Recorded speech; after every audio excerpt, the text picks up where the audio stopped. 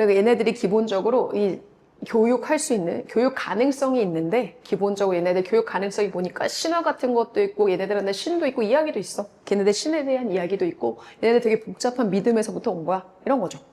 또 덧붙여서 이야기를 하면, 걔네들 정교한 지식이라는 게 있고요. 그 정교한 지식이라는 걸 통해서 걔네들이 사막이라는 환경에서도 살 수 있도록 해준 겁니다. 이런 것도 있지만, 기본적으로 정교한 지식도 있어요. 이거는 생존과 관련된 정교한 지식이겠죠. 이런 것도 있고요. 예를 들면 걔네는 전통적으로 헌트 게임, 그죠? 뭐 하게 된 거냐면 이게 동사잖아요. 이 사냥감이죠. 사냥을 했는데 걔네들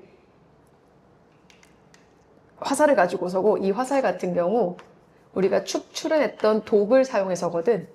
이 사막에 살고 있는 되게 희귀한 식물의 뿌리로부터 축출한 독을 사용한 이걸로 사용이 되어진 독으로 만들어진 이 화살이라는 걸 사용해가지고 사냥을 했다라고 합니다. 요거에 대한 예시도 들어주죠. 그리고 이런 사냥 기술이 뭐뭐였음에 틀림이 없다라는, 이거는 과거의 강한 추측이죠. 뭐뭐였음에 틀림이 없습니다.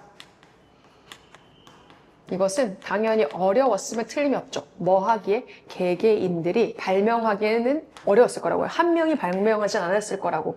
이거 뭐 독이든 아까 화살, 단어가 생각이 잘 안 나게 되죠. 화살을 이런 거를 가지고 얘네가 썼는데 이 기술은 개인이 습득은 안 했을 거야. 하기는 어려웠을 거다.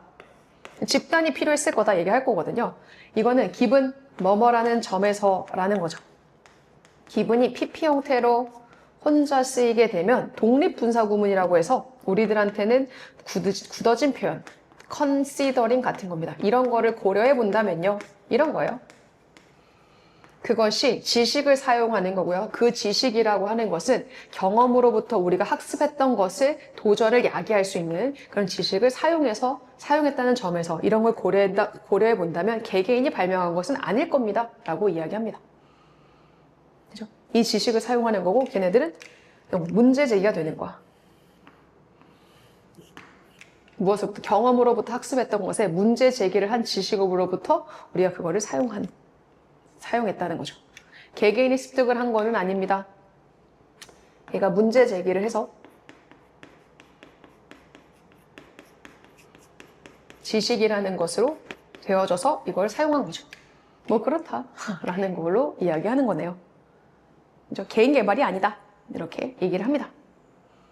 끝나지 않았네요. 그리고 일단 그 기술이 여기 뒷문장에 있는 게 그게 그 기술이거든요.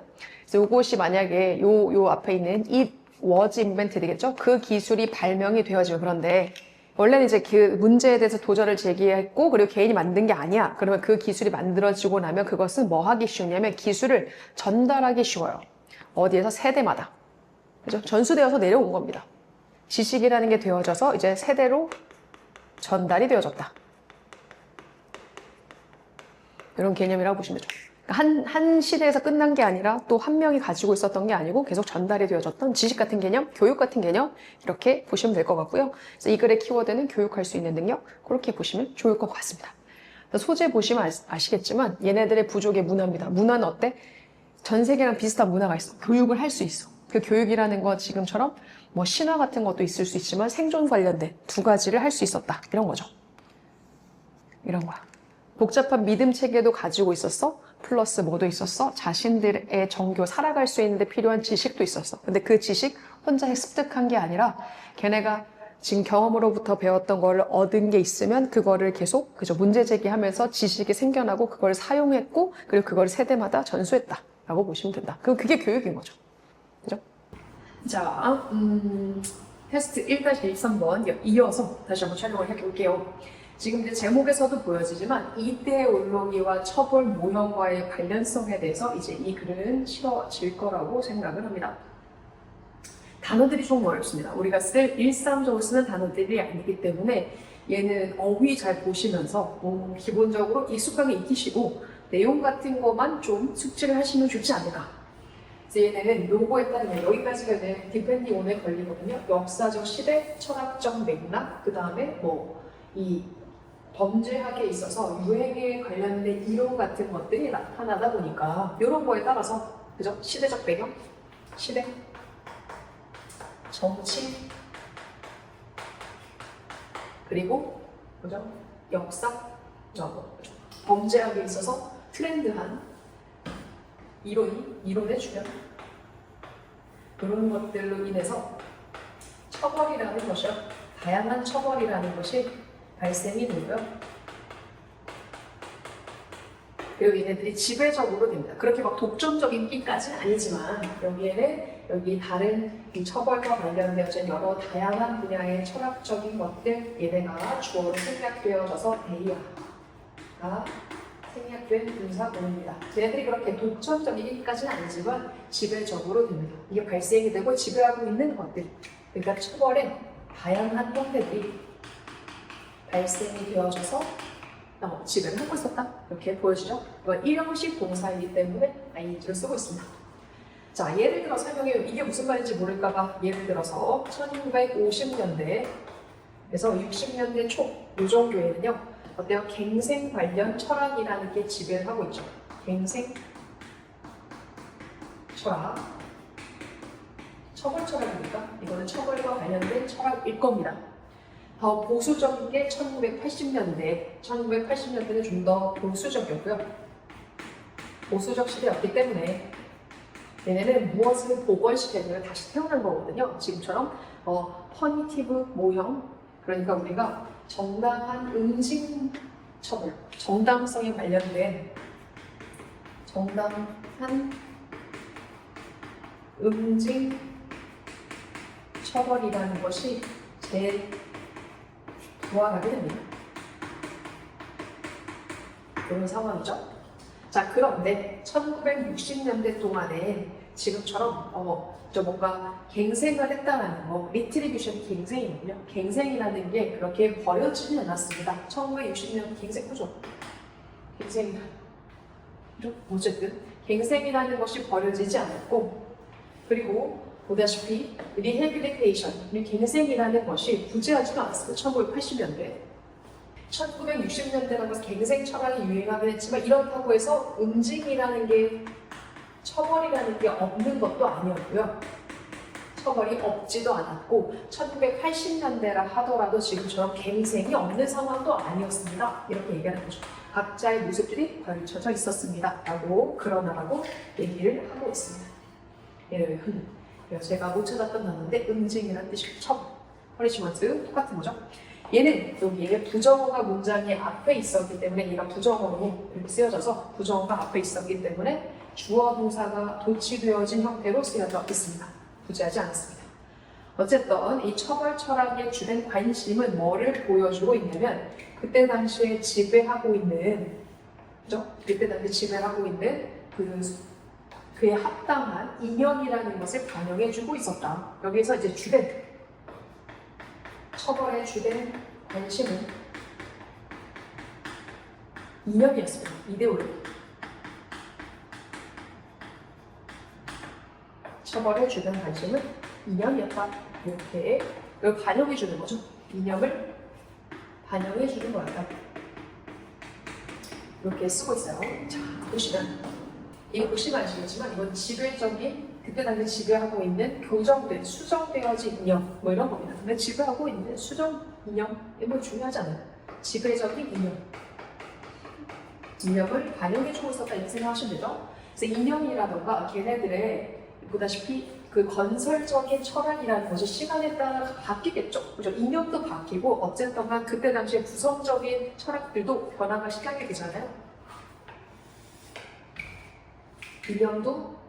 이념이라는 거, 그 다음에 철학이라는 거, 구성 철학 이런 것들의 변화가 있지만 변화들이 있겠죠. 근데 거의 없습니다.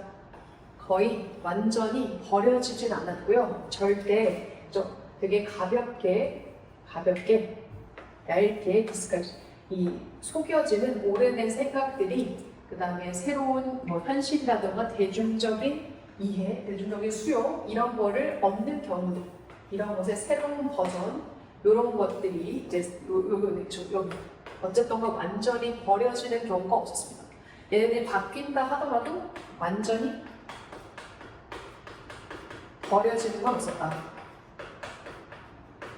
지금처럼 이렇게 이 1980년대를 하더라도 응징 처벌이 부활을 했지만 갱생은 여전히 있었고 갱생 철학이라 하더라도 응징이라는 게 있었던 것처럼 지금처럼 변화가 되지 완전히 버려지는 것들은 없었고 그리고 보다시피 작은 좀 디스크에 속여질 수 있는 오래된 생각이라는 것이 이 현재와 대중적인 수용 현재의 대중적인 수용이라는 것을 다시 얻게 된 겁니다. 가볍게 속여져서 얇게 이제 우리한테는 좀 속여져 있는 오래된 생각의 새로운 버전으로 오래된 생각인데 오랜 생각이 조금 변형이 되어져서 여전히 남아있는 그런 상황인 거죠. 그리고 후기 20세기와 초기 21세기는요 리버전, 다시 재탄생인데 가혹한 처벌 철학으로 다시 재복원이 재등장이 일어나게 되고 이거는 어떤 것의 형태였냐면 그죠? 쓰리 스트라이크 유어 아웃 그러니까 3진 아웃 뭐 이런 거죠. 3번 네가 스트라이크를 하게 되면 넌 아웃이야 라는 넓은 관점으로 우리가 사례로서 쓰여지는 그런 법안 그리고 어떤 거에 대한 증가도 있냐면 널리 퍼져 있는 이 사형제 이런 거의 수용 이런 것도 증가를 하게 됩니다. 그러니까 20세기에서도 21세기 이럴 때에도 보다시피 무슨 가혹한 처벌 철학이 등장을 하게 되고요. 가혹한 처벌 철학 이때 없어졌던 가혹 처벌이 등장을 하게 됐고 삼진아웃 이런 거라던가 세분하고 끝 이런 거 혹은 보다시피 이 사형제 이런 게 수용이 되어졌죠. 그런데 똑같은 기간 동안에 지금처럼 21세기에서 30세기 그 동안에는 또 무엇이 환영을 받았던 거냐면 얘네 같은 경우는 빅튼, 희생자나 오펜더 그러니까 공격자 중심의 접근법 이거를 우리가 뭐라고 부르냐면 회복정의라고 부르거든요. 이런 것도 환영을 받았다는 거죠. 가혹처벌 뭐 이런 거, 사형제도 이런 것도 있었지만 우리가 회복 정의도 똑같이 환영을 받았던 상황입니다. 그러니까 두 가지가 다 갖춰져 있었던 거예요. 희생자 그리고 공격자 중심의 접근법입니다. 그러니까 우리가 뭐 공격자 입장에서 옹호를 해주던가 희생자 입장에서 옹호를 해주는 그러니까 회복 정의를 보여준 거죠. 그리고 얘네 같은 경우 목적을 하고 있는 거는 당연히 무엇을 목적으로 하고 있냐면 공격하는 사람들을요 다시 사회로 봉합시키고자 하는 겁니다. reintegrated into 공격자들 말하자면 우리한테 뭐 가해자들을 공동체로 다시 회복을 시켜가지고 기본적으로 어때? 이 사람 그러니까 PP 형태죠. 공격을 받았던 사람들을 또 뭐 할 수 있는 그 사람에게 해를 끼쳤던 거를 수정할 수 있게 도와줬던 게 목적입니다. 해를 또 수정할 수 있었던 여기 두 가지가 이렇게 투부정사에 걸리는구나 라고 생각하시면 되죠. 그래서 회복정의에 대한 걸로 마지막에는 이야기를 또 하고 있는 부분입니다. 이거는 조금 내용도 그렇지만 어쨌든 시대적인 배경에 따라서 이념이 반영이 되어졌던 처벌의 모습이기도 하고요. 이제 그것이 어떻게 바뀌어졌는지 이제 일지불일치로 우리가 물어볼 수 있으니까 내용 아래 있는 해석을 가지고서 충분히 해석도 해보시고 얘는 단어가 좀 어렵고 특이한 것들이 많기 때문에 단어 위주의 정리를 좀 해볼 필요가 있다 라고 생각이 되죠. 자, 23, 4번 어쨌든 테스트 1의 마지막 질문인 것 같습니다. 자, 비록 동물들이 어떻게 넓은 범위의 트릭을 고안을 합니다. 속임수를 고안을 해요. 왜냐하면 자신들의 동료를 속이기 위해서 보통은 트릭을 고안을 하거든요. 속임수. 그럼에도 불구하고 걔네들 종종 더 많이 속입니다. 그래서 되게 미묘한 수단을 통해서 속이게 됩니다. 그리고 뭐 어쨌든 속이는 건 마찬가지긴 한데 얘는 좀 더 미묘한 방식으로 속이고 있다라고 얘기를 하는 거죠. 그래서 더 넓은 방식의 트릭을 고안을 하고요. 넓은 방식, 되게 다양한 방식으로 얘네들을 속일 수 있는 방식들 중에서 얘는 미묘한 방식으로 또래를 속이게 되는데 그 미묘한 방식 중에 하나가 지금처럼 무의승차입니다. 프리라이딩이 무임승차거든요. 이 말을 모를까봐 다시 한번 이야기해주죠. 적은 노력을 기울입니다. 그룹의 프로젝트에 있어서 다른 구성원들보다도. 그죠? 별로 노력을 안 하는 겁니다. 무임승차라는 게 다른 구성원보다도